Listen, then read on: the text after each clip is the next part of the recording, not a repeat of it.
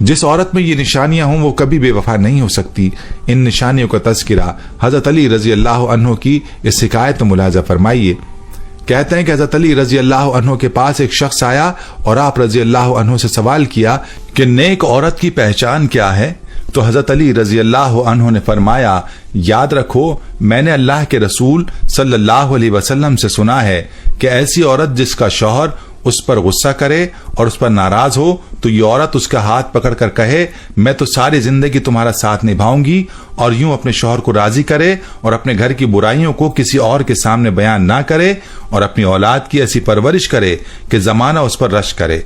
याद रखो जिस औरत में ये निशानियां हों तो ऐसी औरत दुनिया की नेक औरत है।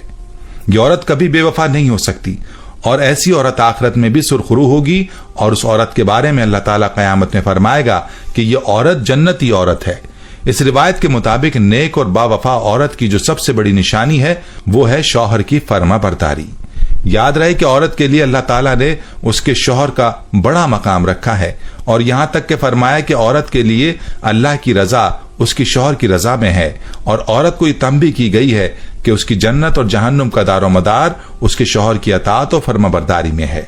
इसीलिए शौहर की फर्माबरदारी को नेक औरत की पहचान कहा गया है और साथ में ये भी फरमा दिया कि नेक औरत अपने घर की नागवार बातें अपने तक महदूद रखती है और अपनी औलाद की परवरिश पर तवज्जो देती है। लेकिन बड़े अफसोस की बात है कि आज की खवातीन इस्लामी तालीमात से दूर होने की वजह से अपने शौहर के मुकाम को नहीं पहचानती, जिसकी वजह से वो अपने शौहर की वो कदर नहीं कर पाती जो करनी चाहिए। और याद रहे कि इसका नुकसान औरत ही के लिए है, क्योंकि वो अपने शौहर की इज्जत ना करके अपनी उस जिंदगी को भी खराब करती है और साथ में उनकी आखिरत भी खराब होती है। प्यारी बहनों और मेरे भाइयों, ये तो निशानियां थी ऐसी औरत की जो बेवफा नहीं हो सकती। चलिए अब आपको उन औरतों के बारे में बताते हैं जिनके बारे में फरमाया कि वो बेवफा होती हैं और ऐसी औरतों को बेकार और बुरी औरतों में शामिल फरमाया गया। पहली औरत के बारे में फरमाया गया कि बेपर्दा औरत कभी भी वफादार नहीं हो सकती। जो औरत पर्दा नहीं करती वो बेवफा होती है। नंबर 2, बालों को खुला छोड़ने वाली औरत। फरमाया कि जो औरत अपने बालों की नुमाइश करती है वो औरत भी बेकार और बुरी औरतों में से है।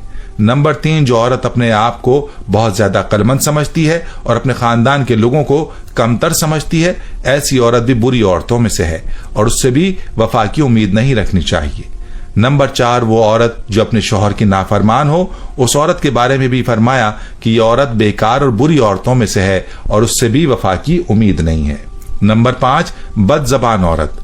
आप रजी अल्लाह ताला अन्हु ने फरमाया कि जो औरत अपनी जबान पर कंट्रोल ना करे और अपनी जबान से बुरी बातें निकाले वो औरत भी बेकार औरतों में से है और उससे भी वफा की उम्मीद नहीं रखनी चाहिए। नंबर 6, ज्यादा बोलने वाली औरत। आप रजी अल्लाह अन्हु ने फरमाया कि जो औरत दूसरों को बोलने का मौका नहीं देती, अपनी ही सुनाती है, किसी की नहीं सुनती, ये औरत भी बुरी औरतों में से है। नंबर 7, वो औरत जो ज्यादा सोने की आदी हो, जिसको बाकी कामों से ज्यादा अपनी नींद अजीज हो, ऐसी औरत भी बेकार औरत है। नंबर 8, चीख चीख कर बोलने वाली औरत, यानी वो औरत जो ऊंचा बोलती हो, उसकी आवाजें दूर तक जाती हो, ऐसी औरत भी बुरी और बेकार औरत है। नंबर 9, वो औरत जो ज्यादा घूमने फिरने की आदी हो, घर में रहने के बजाय बाजारों का चक्कर लगाने का शौक रखती हो, ऐसी औरत भी बेकार और बुरी है। नंबर 10, वो औरत जो बारीक लिबास पहनती हो, अपने जिस्म की नुमाइश करती हो, ऐसी औरत भी बेकार और बुरी औरतों में शामिल है।